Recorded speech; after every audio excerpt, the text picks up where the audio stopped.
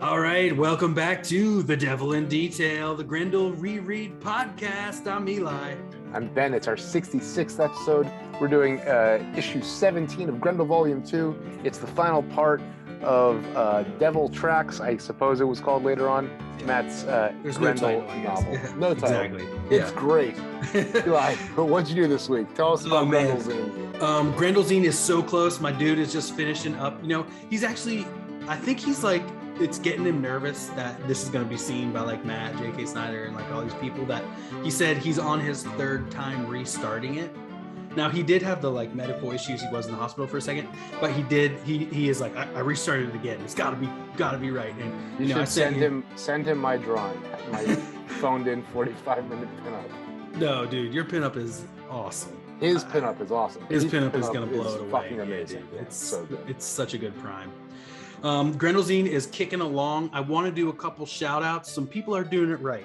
Again, remember, if you want to get this one-of-a-kind, super limited edition,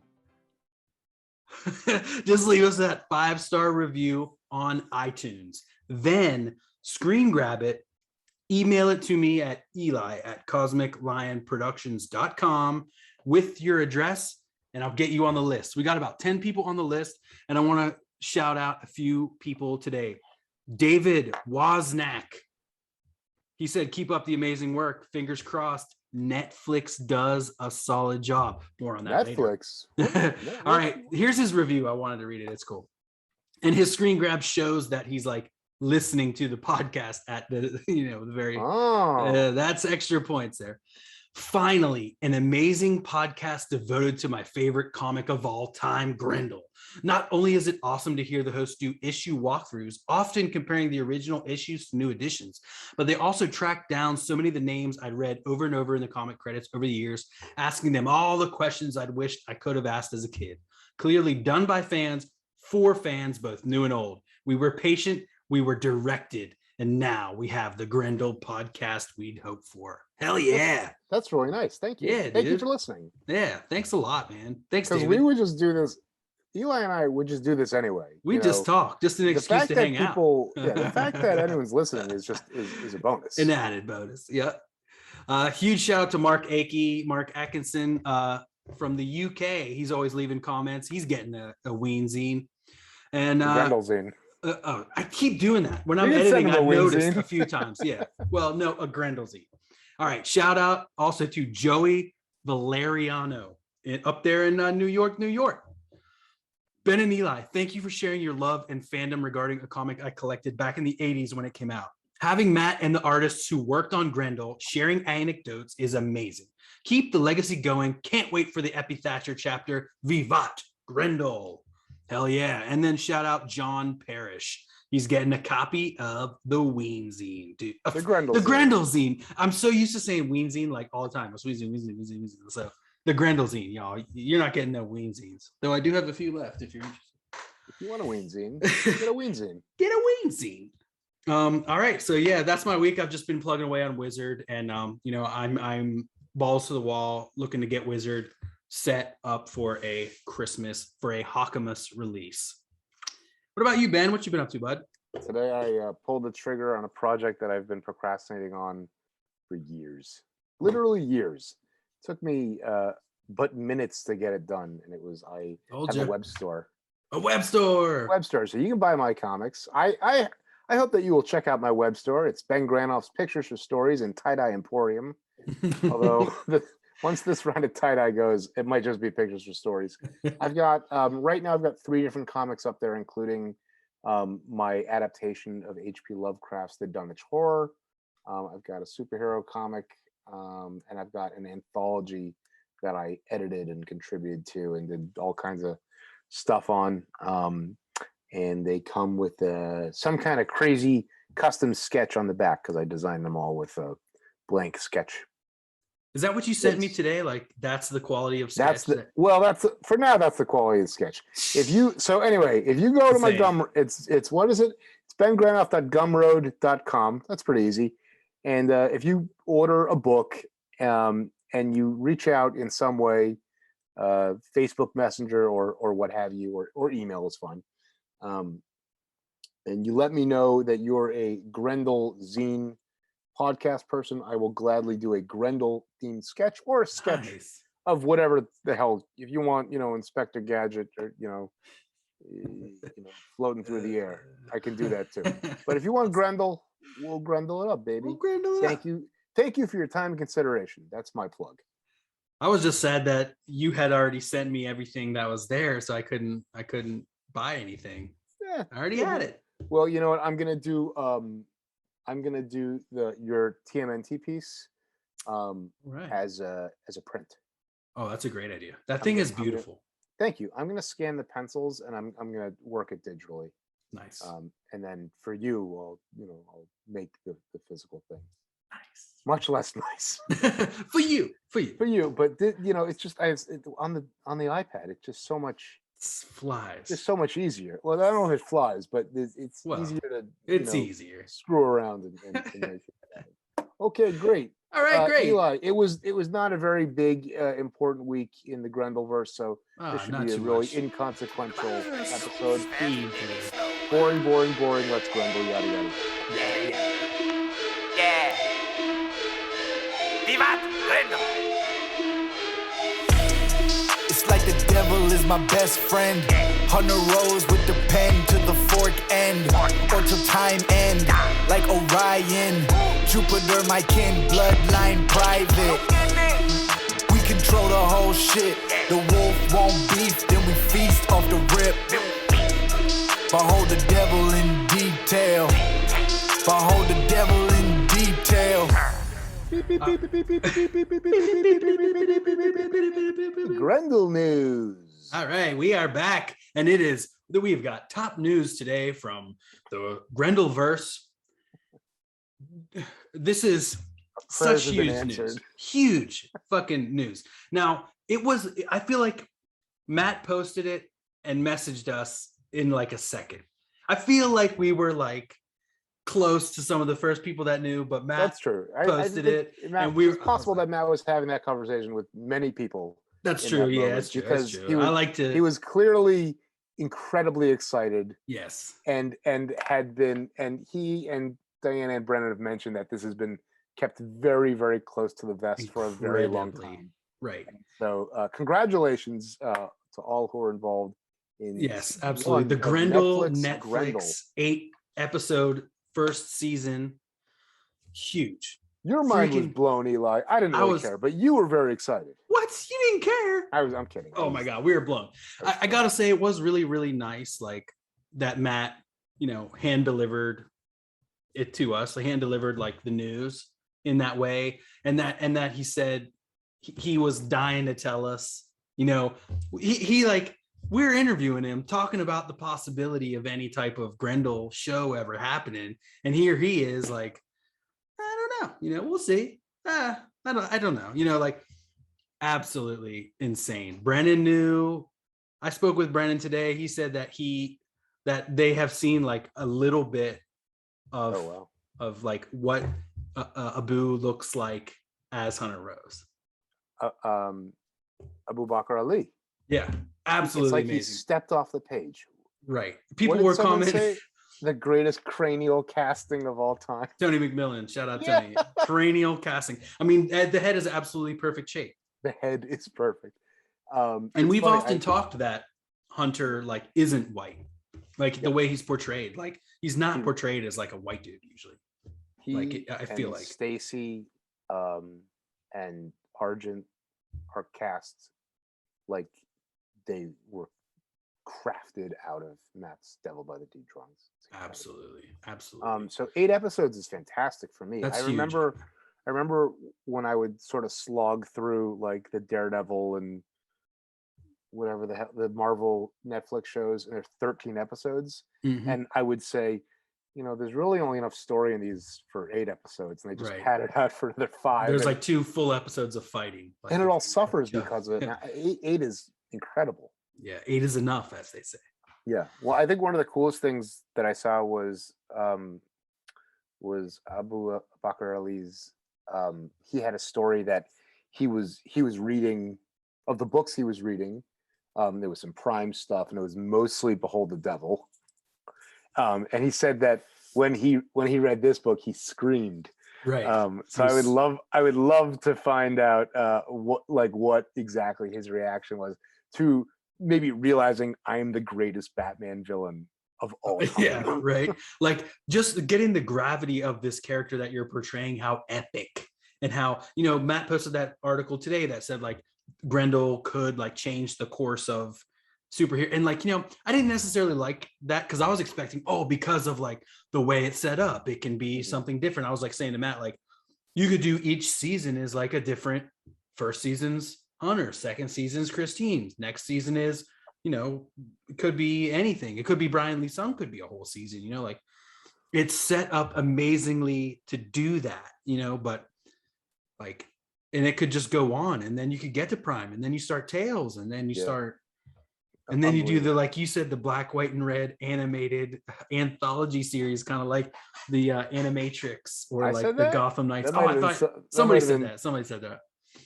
Someone else said insane. that. I mean, it's just got me jazzed. Like, I couldn't stop talking about it with Tanisha, and just like how they're saying, all the books are going up in price, and it's just like Grendel fever, baby. Yeah, so Dark Horse is playing coy on Twitter, like stuff is going back into print.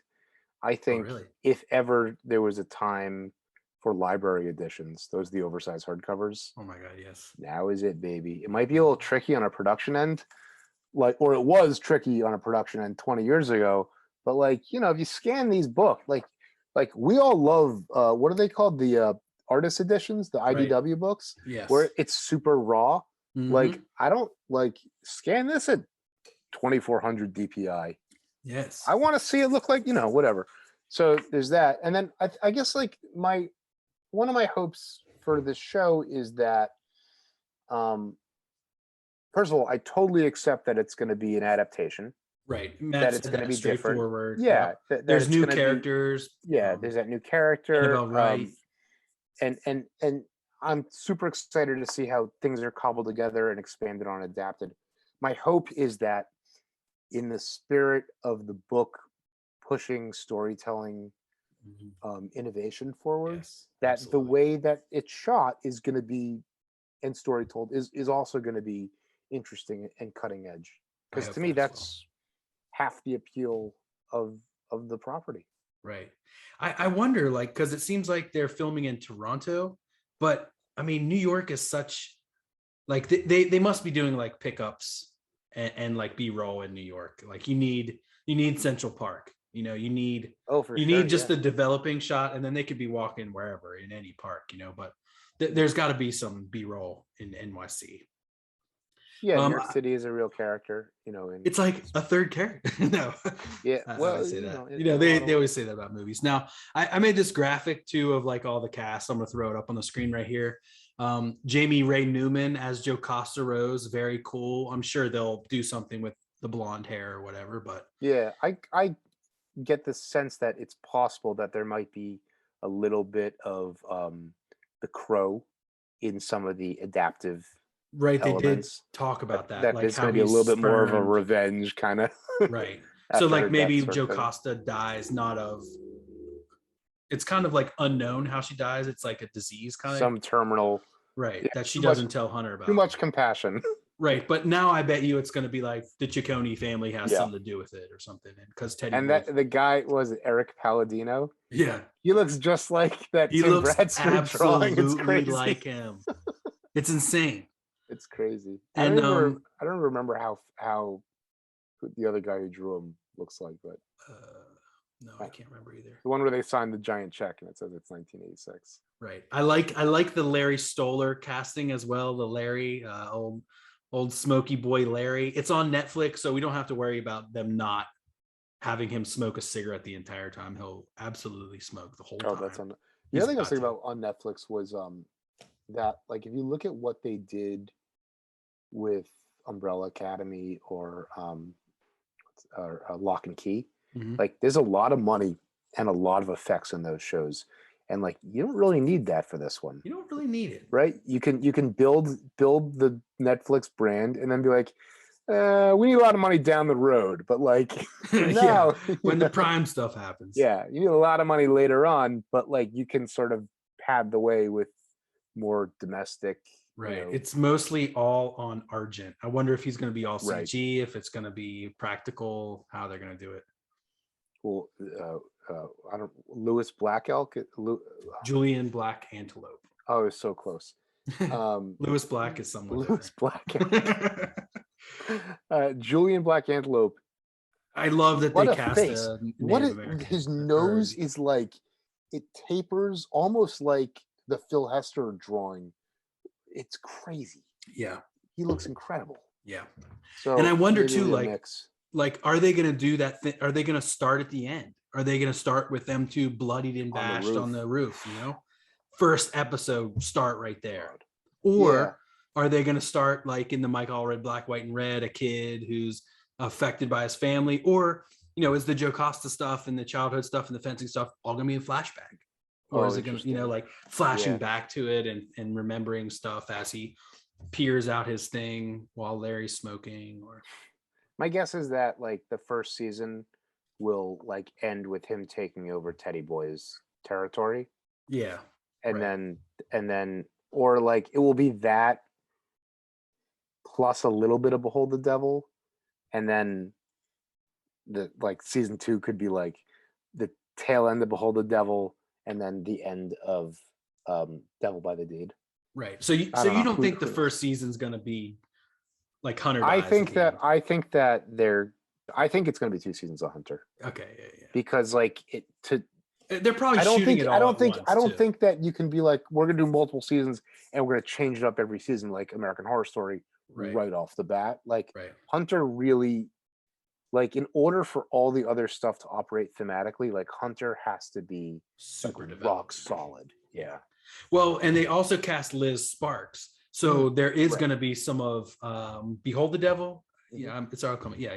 So there'll be something of Behold the Devil in there too. Yeah.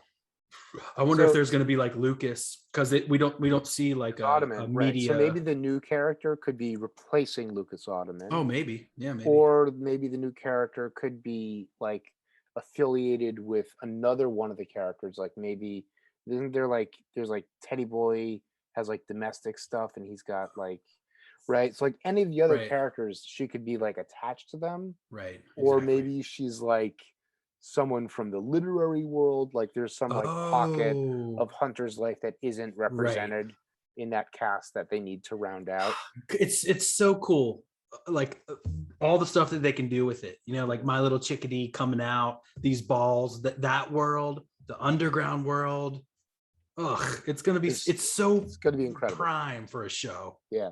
And to think of prime. like prime getting these people getting a writer's room ready to write this, like there's only one way to do it, and that's to read 1,000 pages of comics. Yes. That's the only way that this is going to work, you know, and they, you know, obviously must have done that. So must have. Well, we Netflix and Wagner's, we wish you nothing but the best. Absolutely. We've said it many times before. Mage is done. Brennan's on colors. The rest is gravy. Thanks, guys, for pushing this forward. We cannot wait to see it. We cannot wait. And yes, as the episodes come out, I mean, it'll be Netflix, so it will be all out at once. We'll be binging it all. Yeah, I guess we'll just take a break. We'll watch a new one. Well, maybe we should. I mean, we can binge it all, but maybe we'll just straight take a break from comics and do 8 weeks of the show. Sounds good. I can't believe we're getting. I can't believe we're even talking about it. I can't believe we're talking about this. Absolutely insane. Yeah, I'm so psyched. If y'all are listening to this after the show came out and you're coming back to like check it out, dude, we're so glad you're here. This is like the perfect experiment in like social media coattail marketing. Because like my brother-in-law pointed this out. He's like, "You're the only ones with this show." And I said, "Oh, it's kind of true. We're perfectly placed." Welcome, Netflix viewers. Welcome. I always think of Clerks 2, where that dude's like, or the other clerk, the like younger clerk, he's like, my internet handle is Optimus Prime, and so I'm kind of like perfectly placed for this new film release or whatever he talks about. It's so funny. I think that in my head. I'm like, we're kind of like perfectly placed. Yeah. Anyway, super psyched. Cannot freaking wait. It's gonna be huge. Did you solve the mystery of where that hand came from? Well, no, because last week Is it a different hand? No, it's the same hand, but I found a photo of the cover of last week's that had the hand instead of the Grendel mask. Crazy. It doesn't make sense. I haven't seen it anywhere. The hand is here. One thing that's cool is that the covers are so similar.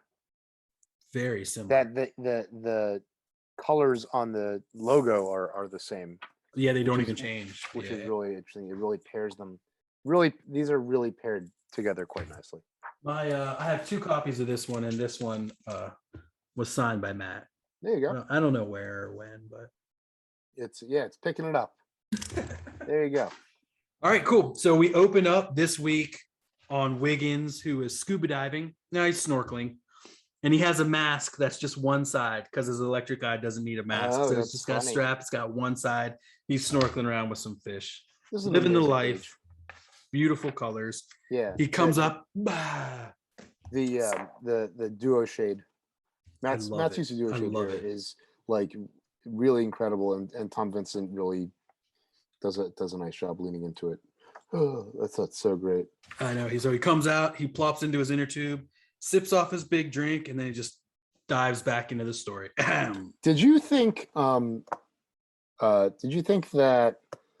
there's a bit of an unreliable narrator quality to this? Absolutely. Right? Absolutely. Like that's did this even happen? Like, did it even happen? Yeah. There's a point later on where this is so weird, where it's the same scene, but the base colors change. And I was like, oh, that's because it's unreliable because he's making shit up.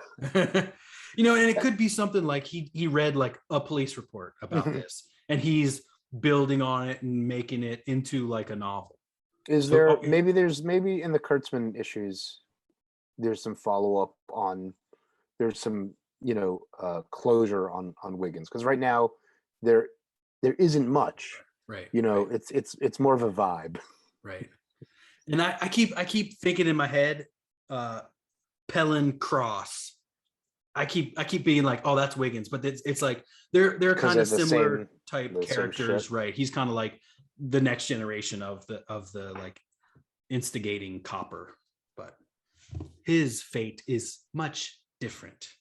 I think yeah, I think that the writer's room on this show that's going to run for 10 seasons on Netflix has this great opportunity to really take a macro view of these characters and say, well, these are things that we can do to punch them up. Devil by the Deed, it's all third person narration and it's snippets and like, yeah, there's not that much in it. So like all the dialogue is going to be like brand new stuff. It's true. It's absolutely.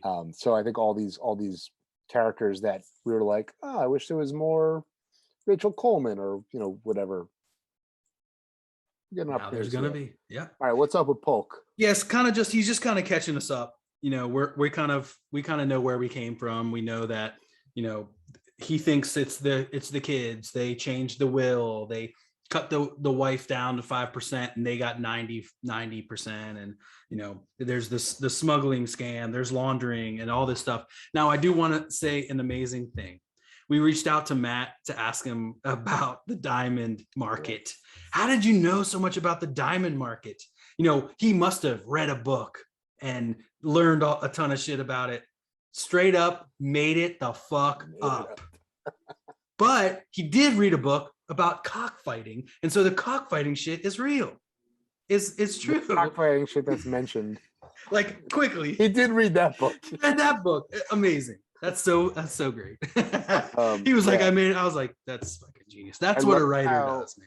I love how Polk is like getting into the case, and then like the third tier is just like, oh, Becky, why'd you take the kids in Florida? Yeah, why'd you leave? Why'd you leave? Sucks. This place is a mess. And then he's like, oh yeah, okay, I'm tailing people now. Let's get on the road.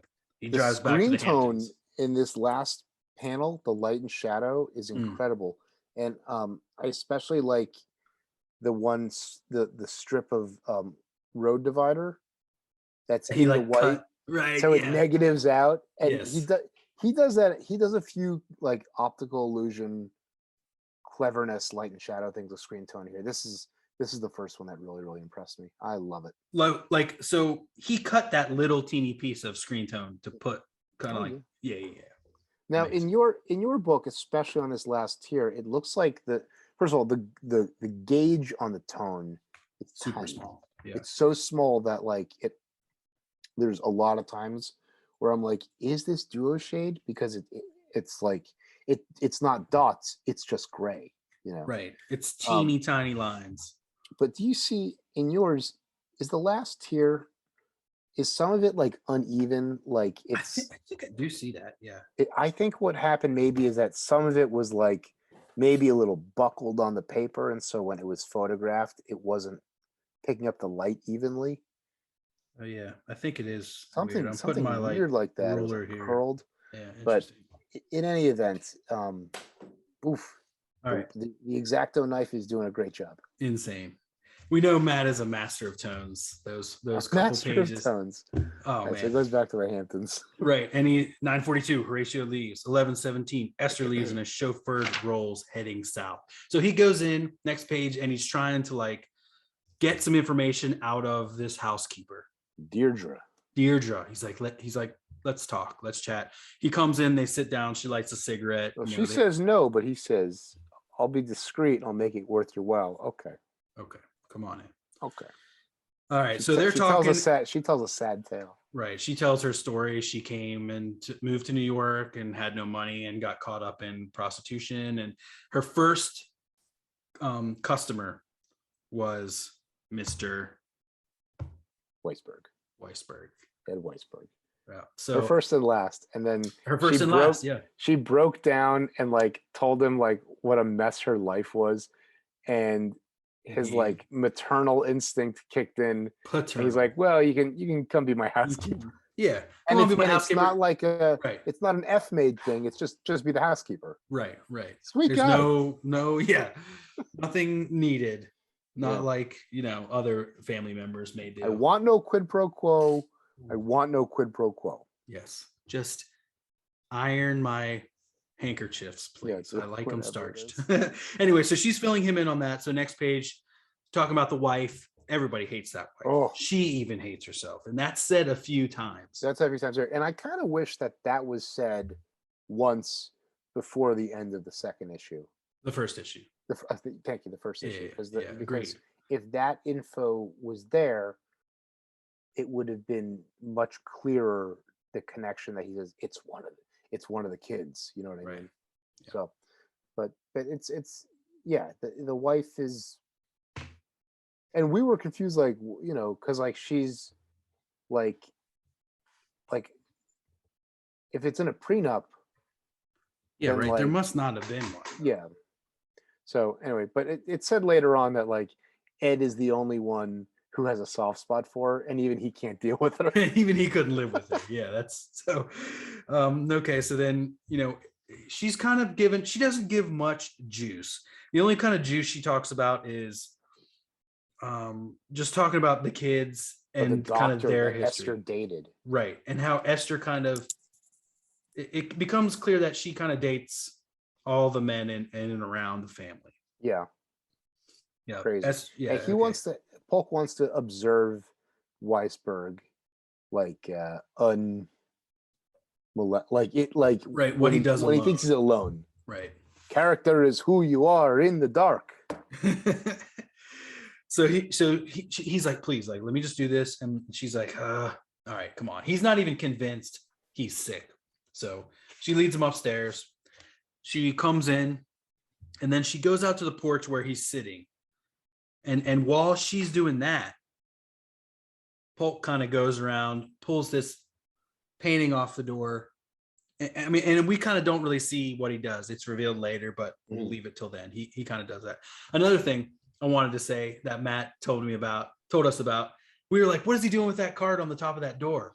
Right. And Matt said it was like a laser thing. Like, so when the laser was disrupted, the alarm would go off. So he put the card up there to keep the laser where it is. He opened the door, kept the card there, and moved around so that the laser didn't see. And then he carefully closed the door and then removed the card so the laser never once like went farther. Much like your garage door or whatever has that laser sight that makes it go up or down. So one card, two uses, right? So first you jimmy it and then you block the laser. Yeah, Very exactly. Cool. Yeah, so he's planting a bug here. He's not looking at his Oreo cookie. No. And I thought that when he was looking under the bed, that's what he was on his first page. Oh, right. He was like looking for bugs. He's trying to get his hands. He's trying to find the bug or something. Anyway, great. All right. So, I mean, they don't really see kind of what he was about alone, really. Yeah, it looks very normal. He's very weak. He's out there chilling on the porch. He's a putz. He's 72 and he does, he just wants to sit in the sun, but not too much sun, Right. And so he's on his way out then, and she's like, all right, I'm gonna call in my favor. I had a drug arrest. He said he was gonna wipe it for me. Will you check to make sure that he did that? Now, this is never resolved, but it's a thing that maybe like if he didn't, then he never really meant anything to her, and then but his goodness is in question. It all changes anyway after this night. All right, so the next page, he's back in the city and he makes a phone call. He picks up and he calls Hirsch. Hirsch is the personal assistant to Mr. Wiesburg. And he's like, we need to meet again. Washington Square Park, right behind the drum circle. Yeah. Anyway, all right. Yeah, I spent a lot of time in that park in the drum circle. Yeah, you did, man. Sure did. I've been there a few times. I think I bought weed there one time. You bought weed there? What? You're not supposed to buy weed there. I know. They rip you off. I didn't have anything else to do. We didn't know anyone who actually did it because we're like, oh, they're all cops. Oh, shit. Did I really do that, or did I make that up? Yeah, it might be some personal mandala affecting. Maybe I didn't. I don't know. Make sure you did. If you say you did, you did. I believe you. It was probably oregano. He sits down with Hirsch, and Hirsch doesn't, is red herring? Is Hirsch behind it all? Does he really know? Blah blah blah. Yeah, he's kind of. Then, but he drops the bomb that he dated. He dated her, and then also that like we get more into Horatio, where like all he does with his father is like argue with him about like getting money to finance film projects. Right, like, and it's kind of it doesn't go beyond that. Right. Well, but it's revealed that I don't know if it's here a little bit later that both of them want to be on a certain path, but their family, responsibilities don't allow them to go down that path. Okay. So that's kind of motivation in a way that he is thinking like, oh, so these two people both want to be one way, but they're not allowed because of their dad. Because of the responsibilities of mega wealth. They continue chatting and he's just like, all right. So then he goes back to Finch and Cole. All right. So Finch and Cole are right here. And so he's waiting kind of like around the back door of the lawyer's office. And then he leaves. He's like, Mr. Finch. Lieutenant Polk. So they talk a little bit and he kind of does that thing where he lays it out. Like he lays out his hypothesis just enough that I know just enough that it's going to scare you, so you have to tell me more. Right, and the next page begins in like a stalemate, 2 panels, and he's like, and this is the place where the color change happens, where Polk's jacket changes, and then the park goes from like teal to like a more local colored green. Interesting. And my thought here was like, first of all, I know I'm looking way too close into this. But this shifting detail was like, Wiggins doesn't know what the fuck he's talking about. Like, this is a bubble mice. So like, this is not true. Right. I mean, there's none of this that's just me, Yeah. Maybe the only way that this could have actually been put in the police file is if Finch like spoke to the police or something like that. But I don't want to spoilers. I think what we find is ultimately that the police file is probably written by Argent based on his interrogation of Polk. Right. So it's like right? That's why Wiggins would have it. Right. It's a story that Argent told him. Right. And this got me thinking, like, there you go. Does Argent like sit and fill out forms? Is he type. typing? Does he have a typist? No, Argent does not do paperwork. That's what's his name does that. What's his name is his buddy. Evan. Evan from Silverback. Yeah, Evan's his typist. Yeah, that's why he's so important to Argent. He's like, Evan, get in here. Come down to the precinct. I need some type work. That's the only person he trusts. So here, Finch really, the case opens up here. Right. This is where things really start falling. Right. The tumblers are falling. You gotta rip the lid off of it. Finch says that Esther was giving him oral, and she photographed it, and then she threatened to blackmail him with it with his family. Right. And basically, whatever shady nonsense Esther wants him to do to manipulate Ed, he has done. He's doing it.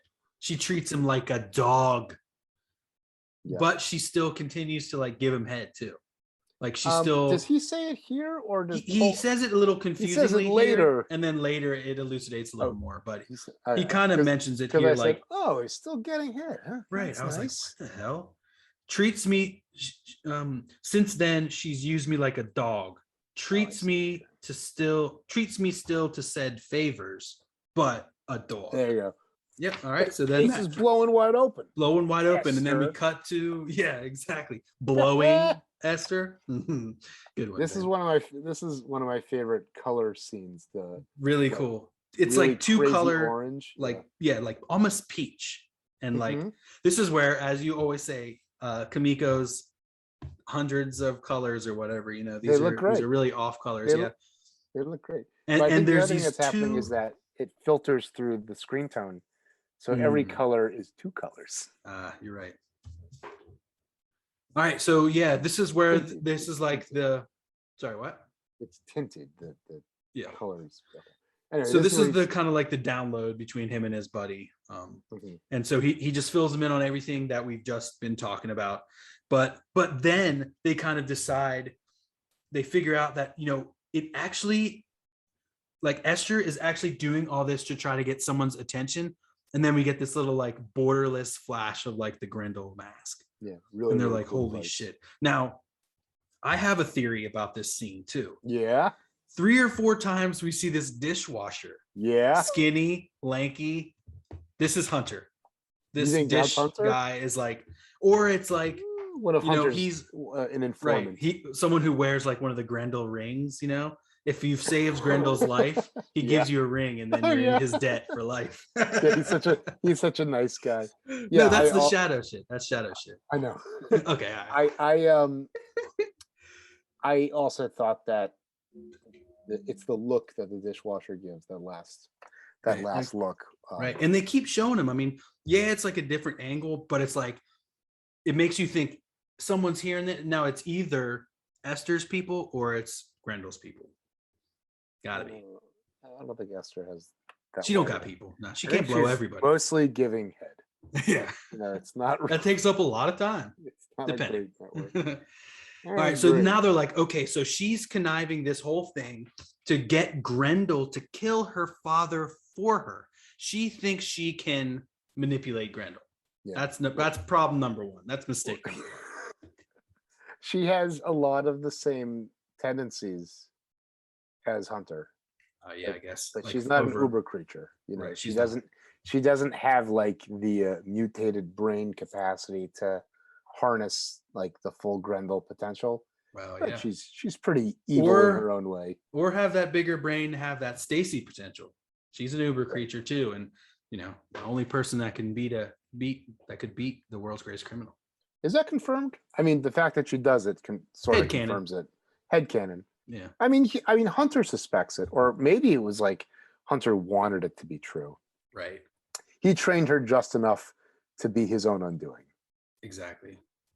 Whether uber creature or not. I really like this last tier of just it's very Agent Dale Cooper, just the pie and coffee. Oh yeah. But this is before Twin Peaks. Oh yeah, you're right. Yeah. There you go. Mm-hmm. All right. So then on the next page they continue. They're talking about it too. We kind of put these 2 pages together and covered them. So yeah, and Pynchon is freaked out, and and this is the third page of their talk, and he's like, you got to tell somebody. We have to no. We have to tell somebody. He's like, don't. He's like, you fuck, don't do it. And then we cut, and we're back in the office, and he's like, where have you been? Because Pynchon comes in late. Pinch, and he's like, yeah. Well, he really wanted him to, yeah. Great. And then this guy, this plainclothes shows up, and I think is interrogation. Interrogation, right? Yeah. So he comes in, he's like, Jesus, the lights out again. That last panel, all we see are these beady orange eyes. I think this is called overprinting, and I think it's that oh yeah, we talked to Matt about it, right? I don't know if we did. It's just like, I think the yellow plate is over the black, and for some reason maybe it's the guy cutting the screen. Maybe it's one of Murphy Anderson's guys is like, okay, big yellow. I don't know. Maybe. I don't know, because it's not really that bad on all the other panels. So maybe it's just it's barely there. Yeah. It's only noticeable on this one page. It could be that it's a different technician. That's 3 different technicians cutting the whole book. True. But they're so limited. I mean, there's 5 fucking colors, Murphy Anderson. Like, get with the program. Yeah. I said, holy shit, when I got to this part. It blew my mind. I was so excited. Because this is a scene that you had been looking forward to, or like questioning, like, why haven't we seen this type of deal yet? Why haven't we seen Argent? One of my recurring grouses. Kvetches. Yeah. This is great. Yeah, and so he sits down. He's like, Officer Polk. Dude, how is that guy going to portray Argent? Like, is he going to be full wolf? Is he going to be in full makeup? If they do the legs in like maybe they'll do like one of those Julie Taymor Lion King like green screen costumes on the legs. Oh right, yeah, right where he's wearing the bottom of his legs are green knickers, but he's got the wolf legs. Flopping behind him. Yeah, they probably will. Cool. Man, I think it's going to be really cool, but they got to do it right, and I think they will. Mm-hmm. I think even if they went with like the anthropomorphic, just like dude with a wolf head, like I think that would even be cool enough. Yeah, I mean, I think the legs are. I mean, the legs are so creepy and mystical, and really like tip off like the otherworldliness. Yeah, it's I don't know. I wouldn't be opposed to him wearing like a hat and a trench coat and shit, and like I mean, he's a cop. Depends on how filthy he's gonna be. If he's right, is he gonna smell like hell? Yeah. One thing I didn't find were their heights. Now, Abu Bakr Ali, I was surprised to learn, is basically our age, but on his like profile, it says that he can play, and I totally buy it, 16 to 20. Whatever. But and I was like, this is like you could Benjamin Button the shit out of this guy. Yeah, and it said like vaguely like 5 different races or something. Completely ethnically ambiguous. Yeah. Interesting. Oh man, did you see and we saw the video? Yeah, I watched it. Play the video of him being a psycho doing that monologue. Search him on YouTube. Find his YouTube channel, y'all. If you're like on the fence of can he be Hunter, and it's from 2 years ago, and it's his only video, and it's him being Hunter. I bet you it is. Yeah, I bet you it is. I don't know. Like an audition he sent in, doing like a monologue. One of my favorite things on this first tier is all the silhouetted eyeball acting. Polk has some really great eyeball acting in panel 2, very fine. But then in this last one, when Argent narrows his eyes, it's great. Oh, yeah. I love it. There's a bit here where Argent keeps calling Polk officer, and he corrects him. Yeah, I'm a lieutenant. Oh, okay, lieutenant. He's like, hey, if you're an officer, then treat me with the respect of a fellow officer. Argent, anyway, he tells Argent everything in a even more digestible format about the now that and it kind of cuts in and out. Like cuts, Pynchon went and said, Grendel's involved in this case that my cubicle mate. It really should be escalated up to up to the manager. And Argent says, "Thank you, Lieutenant. I want to commend your fine work and inform you that you're now officially off the case. It will be handled further by my end." Maybe that's him and his guys. That would be cool if he's got his own task force. He does. He has to. Nutcases. Yeah, the same way he had that he had Wiggins. You know, that he had like a team. Oh, there you like go. Yeah. I'm afraid I bear the commissioner's approval on this. So please, no protests. Thank you again. And then Bye-bye. he calls him sir, but sir. So it is understood and established that the wolf is an entity, that he is like one of the top ranking special operatives in the NYPD. Yes. I mean, we knew that already, but this is the first time that we see someone actually like refer to him as such. Yeah. I love it. And then he pulls like a Batman and just disappears off the window. Oh yeah, he did. Yeah. And then all the while the hunter mask is growing and growing. And it's like looming in the background. Yeah. Super cool. Oh, I see what you mean. Yeah. Each background, it's getting bigger and bigger and bigger. Yeah.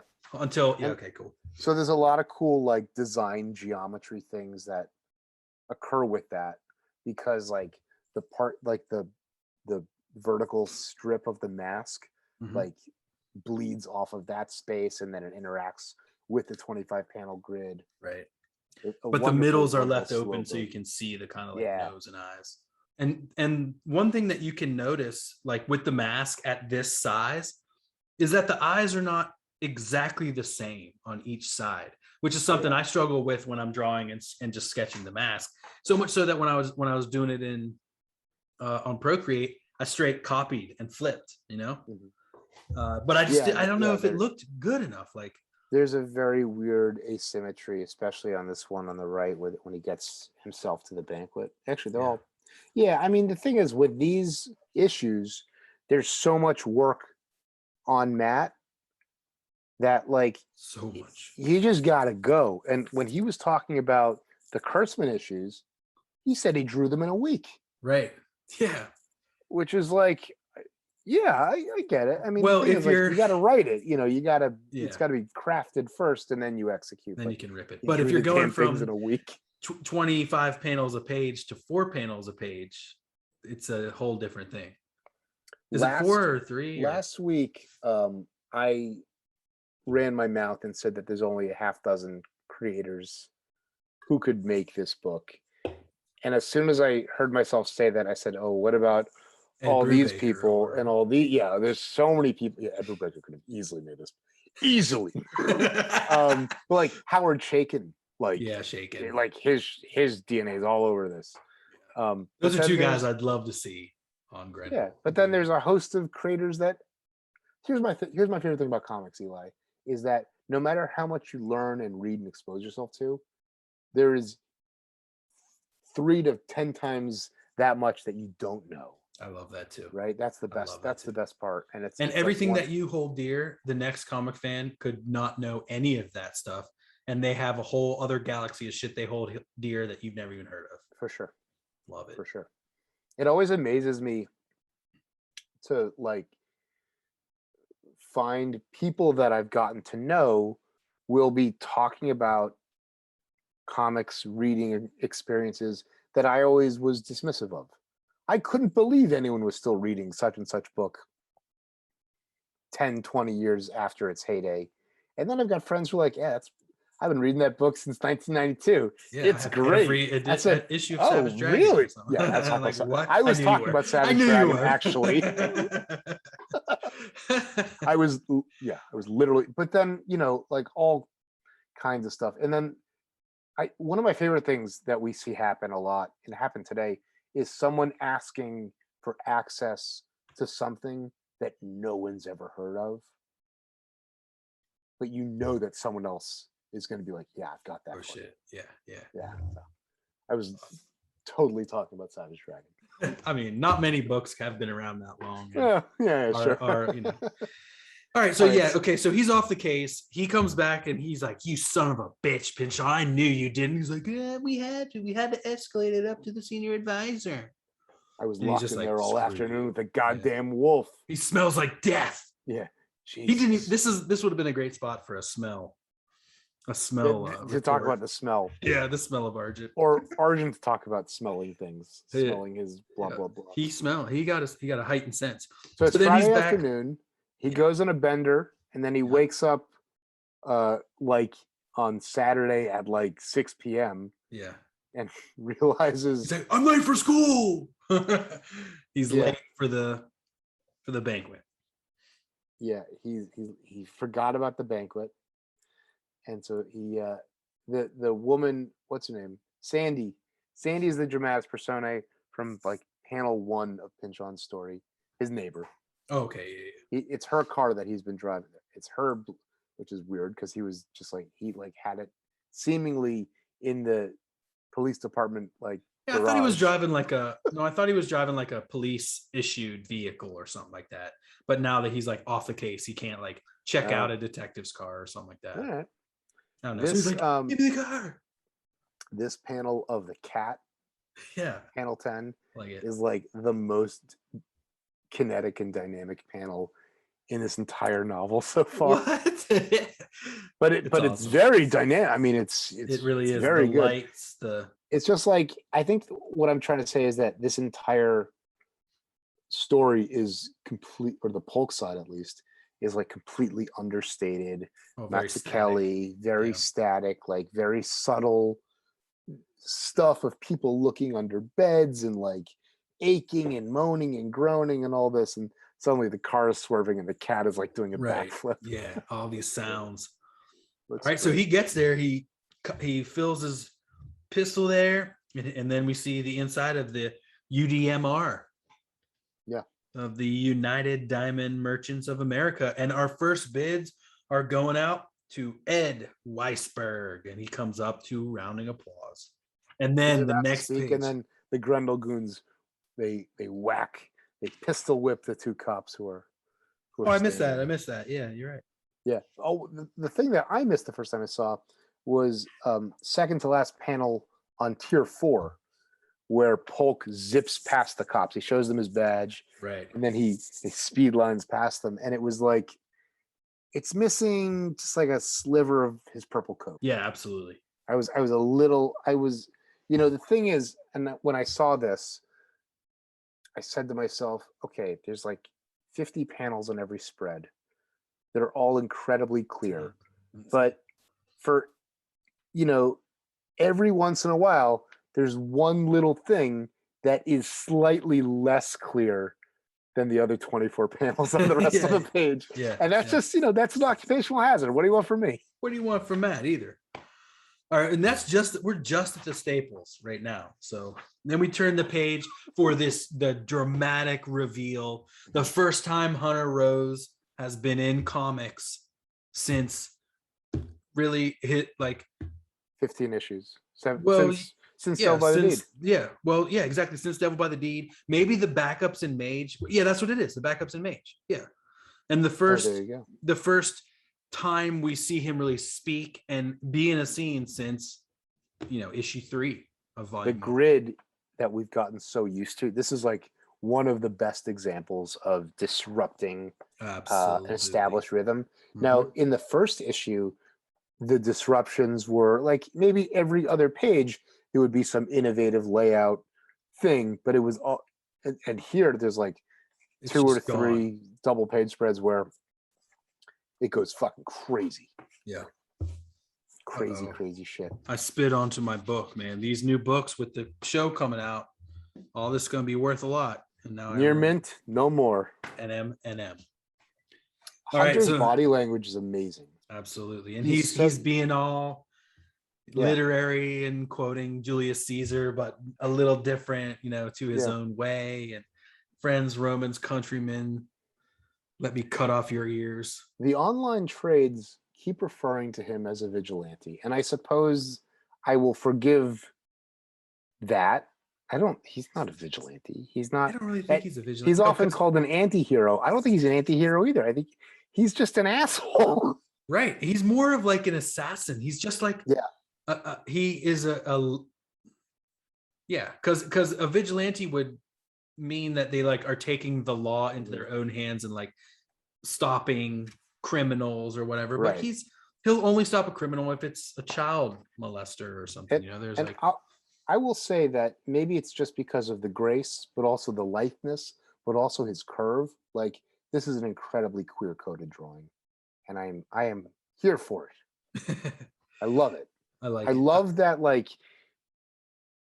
you know, in a comics landscape where everything's like, you know, like Frank Miller's doing this like bulky, beefy Batman, and then in like 5 years, everything is going to be like Rob Liefeld, yada yada yada. right. But like Grendel is like completely unique, and like completely removed from that weird, like, you know, that like proto toxic masculine bullshit. Right. So sleek, so svelte. Doesn't give a damn. Doesn't care if people don't get his references. Yeah. He hopes they don't, honestly. Yeah, I love yeah. I love it. The screen tone on the window and the fade on the window is really nice. Like, he does a lot of this. It's like what we would now maybe consider like a knockout, but it's like screen tone knockout kind of thing with no holding lines, and it's just straight, like, yeah, it's awesome. Yeah, that must have been, I mean, the process behind that is some kind of magic trick. Did we ask Matt if he ever used those like the boards where like the Turtles guys did, where you would have to paint the different things, or is he straight cutting all the stuff? That's the duo. Well, that's the duo shade that's on the Wiggins stuff, and you can see, I think, especially in the first one. Oh, because you can like see the brush strokes on into the tones. It's pretty even. He doesn't need that much dry brushing, so but what he does do is he does these bubbles where he puts some like opaque white over duo shade that's been developed, and that's a fun technique. Anyway, back to this insane Grendel. Oh my god, yeah. We were talking about this, and it's like one of those, it's one of those things where like you might not read it in the right order the first time you go through it, and that's okay. Like, it adds to the like frenetic, confusing, wild nature of the scene itself. Like, think about, you're sitting at this, what you think is like, you know, you're the husband and wife of a husband or wife who works in the diamond industry, and you're like, I don't want to go to this bullshit event tonight. And then you're there and you're like, oh shit, oh my god, you know, you're probably psyched, dude. And I also it seems like Hunter's entire attention is like on Wiesburg and like the main table, because like everybody else is like Polk and the twins are able to like do their own thing while this is going on. I love that. Yeah, I love that. Like, right here we see like the setup for the Hunter Argent battle, but that's not the main thing on the next few pages. Like, that's just kind of it's not a major battle. I mean, all their battle, it's not the major battle. No, you know, it's like whenever they fight, it's like it's to a standstill, or in this case, he burns the place down with his fork. Right. Which always fucking he always does. That's part of why you have an electric fork. That's so that accidental fires every fucking time. There's the tree in fire. The first ones. Yep. We talked about Hunter's MO being like, oh, he'll break into your house, get you in the chair, and put his foot in your balls, and you know, the fork in your throat, wake you up from bed while he's towering over you. He gets naughty photos of you and he blackmails it, which is what Esther did. Esther used Hunter's tactic, but really Hunter's MO is like accidental fire and playing it off like, fuck it, I meant to do that anyway.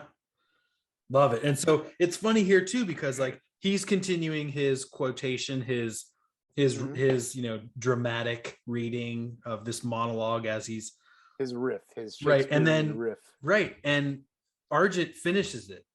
Always, and yours is the blackest of all, and like, you know, these people are onlooking, and that's when the lieutenant is like, Esther Wiesburg, you're under arrest, and then he just like blows up the spot right here. The panel break on his gun is really cool. It's great. Yeah. The thing that I really like here is how this is, you know, a paneled double page spread. And with Hunter at the bottom, and his fork is backwards, and then he walks across, and then it flows up into the right from the center bottom. Yeah, it's really it's like a swoop of it. Oh, it's beautiful. Mhm. God, this is comics, man. Next page. So Polk says you're under arrest, and these are the charges. And Ed Weisberg is like, "Oh no, not Maestra." Yeah, right. Oh, and she's also calling him dearest. There's this weird, like, Electra complex manipulation. Yeah, we missed the part that he was like listening to the bug that he put on. Oh, that's right. Like, where even was that? She's like, dearest. It's right. Like, yeah. He says, I don't even want to go. And she goes, oh, but you must. And if you don't feel wonderful, we'll just go. And don't worry. If you're not up to it, you can go, but you have to go. Yeah. God. Oh, that's when he's waking up here, right? He turns it on. Yeah. So he wakes up at 6 p.m. While he's getting ready. He's like, shit. Okay, yeah. So then we turn the page, and this spread is frenetic action, crazy, wild, like, and this is like how, if this were a show, you would be on there would be like a 2-shot, a 3-shot of Esther and Polk. God damn it. Okay, so it's the three of them, and you just see in the background like Grendel and Argent just being thrown around, almost like you just see like Hunter fly through on one side, and then you see, but that's just all happening in the background of this 2-3 shot. So on the previous spread, the spread went like this. We showed the arc like this. On this one, you actually go to the bottom of the panels. He has his heart attack, and then you go up, except that Argent and Hunter are doing their own thing in the layout. Right, exactly. So yeah, like you follow them one way. And I love it that he's using his fork to like fling shit up. He's like flinging glasses and he's throwing stuff, and like it's just beautiful.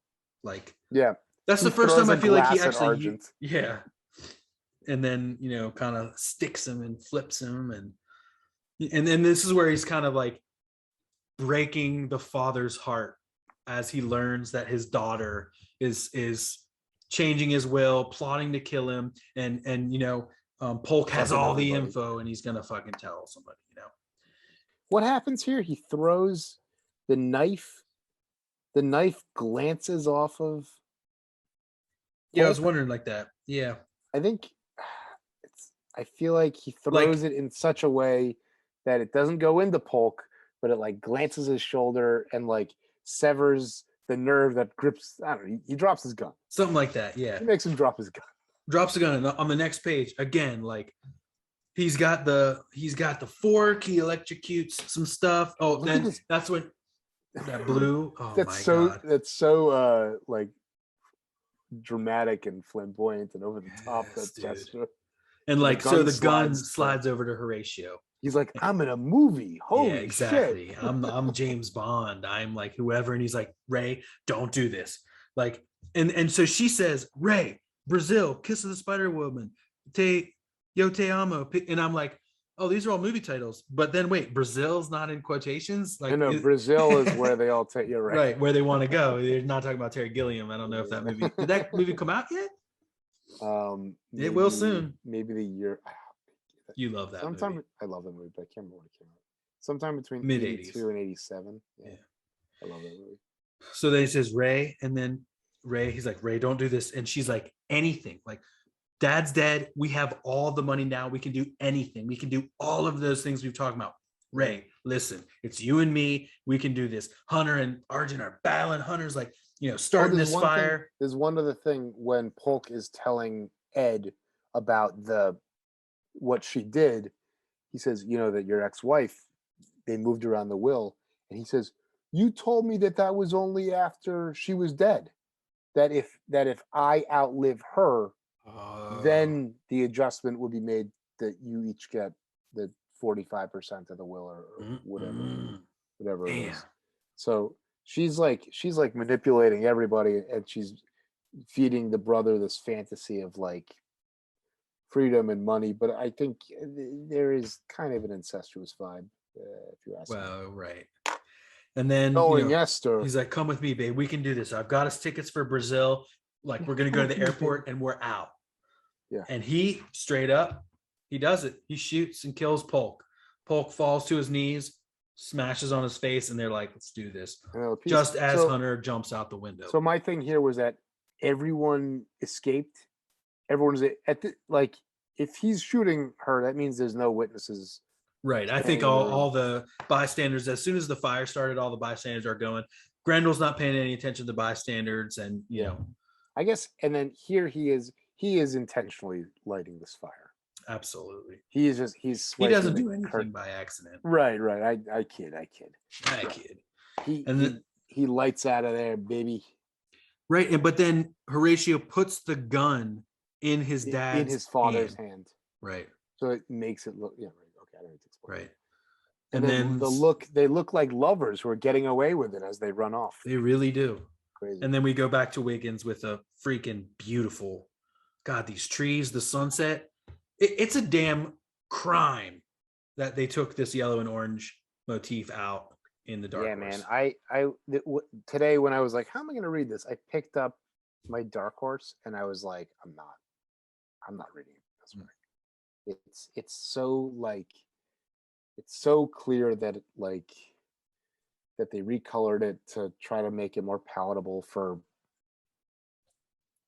whoever, less sophisticated readers, not like us. It's just like it's all local color. There's more color.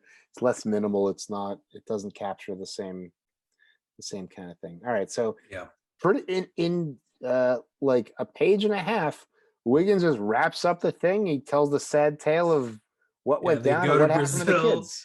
They go to Brazil, and once they got the teeth recognized, they find the dad there, and then they freeze all the assets. They run out of money, and they die starving on the streets of Brazil. They die starving on the streets. Oh, insane. Now the dental records, because everything burnt up. Everything burnt. Yeah, they like the whole floor was burnt out. And then he breaks his fin. He throws it like a child. Oh, it breaks. He takes his recorder and stomps off. Love it. I love it. Love it. And really, and there's this Stedman-esque end here. Really cool with like an ink blot. And then that's it, man. That's the end of this. There's some real flow here throughout all this. Yeah, it's great. Unbelievable. Then we get the mage interlude, but I'll leave that for the readers, man. We're out of time. We're out of time. Yeah, the mage interlude is Kevin shows up at the end. Yeah, it's great. That's great. What an app. What a story. This what is a good. story. I read this for the first time. It's very good. Again, like I've only read this stuff once, and it was 10 years ago. So it's so nice to go back and read it through new eyes, 10 years older, 10 years later, and just, get a whole new feel for it. I think that the thing that if there was a TV production that you had to pull something out of this from, it would be Argent's station within the NYPD. Right. Yeah. I'm super excited to see how they handle that as well. Yeah.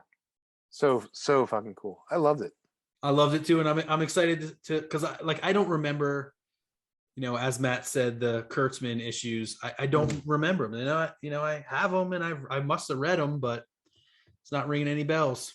If anybody has dupes on issue 19, if you would like to send me a copy of issue 19, I will make it worth your while. You don't have you don't have that. That's the one with the knives. That's the one. With that's the one that we gotta get Pitzer on here to talk about. Pitzer has the original. He's got the original. So awesome. I've got like 2 or 3 of these, but I don't have the one with the knives. Oh, I gotta look. I wonder if I have it. I know there's some holes in my collection that I'm gonna have to start filling. Yeah, with expensive books now. God damn it. Well, hopefully my comic shop won't hike the prices, but you never know. It's fine. I feel like I have primer number 2. I think I'm set. I'm good. I think that the Devil's Legacy issues are going to get super hot. Well, someone already said that your primer issues are going to get hot. War Child's going to get hot. Someone said that they bought Devil by the Deed, the Kamiko collection for $5 off eBay last week. And then now the news, and then you can't find one for less than 25. Yeah, $30. I bought one of the hardcovers without a dust jacket for kind of cheap right now, but I bet you those hardcovers, Devil by the Deed, Kamiko's are. I've always were only already had like the $100. Dark Horse, and I couldn't find mine, so I bought a new one. I'm sure once it arrives, I'll find the missing one. Yeah. Get that the way. Oh yeah. All right, man. Hey, another great week. Truly a one-of-a-kind week that we were not expecting. We never, if you would have told me last-ish episode that we were gonna be able to announce a fucking Grendel TV show this week, I would have never believed you. That we would be the ones that We announced it. We broke the news. Yeah. Yeah. We're pretty big. You know, it's I think the coolest part is that it's not, you know, in the grand scheme of things, it's not going to break the bank to do Hunter Rose stories. Yeah. You know, and that you can build into crazy fucking science fiction if you have success early on the less expensive stuff. Yeah. And cool. The format, it's not really done like recently when they did what was that Frank Quietly and Mark Millar show? Jupiter's Legacy. When they did that, it was ill received because we were getting beat up by that. There was the Watchmen TV show, there was the Boys, you know, and so we had these like anti-hero hero, you know, breakdown of the hero trope shows. All these Justice League, right. You know, dark Justice League shows. Yeah, right. Sure. So we're sick of it. And so Jupiter's Legacy died on the vine because it was just overkill. Now, there is nothing like Grendel. The closest thing is like the Bruce Wayne Batman motif, but like, I mean, the Shadow, but like really it's much different. It's like those things, but it's like way more complex and much more complex. More interesting. It's like if Batman was also the Joker and also like Carmine Falcone or whatever. It's like, you know, like it's so, oh my God. That's like when I say, I'll do a little visual aid. That's like when I say this book, this is what is this called? Stormlight Archive. Shit, that's a doorstop. That's huge. What if this book is like, what if this book was well written? This book is really well drawn and it's well plotted, but the characters and dialogue are, especially the supporting characters, are terrible. Every place where that book drops the ball, this book is like, that's the best part of this book. You can cut that bit out because we'll cut it. All right. Well, whatever. An amazing Grendel is like, what if Batman was good? That's pretty much it. What if it was no, it's not. Batman has endless creativity and has had so many people interpret it. We can't malign it. Congratulations, Batman. No. Shut up, Batman. More like, move over. It's time for Grendel. All right, man. All right, let's go. Vivat Grendel. And keep on Grendlin. And keep on tuned to Netflix for Grendel. Come to see him. Good segue. Goodbye.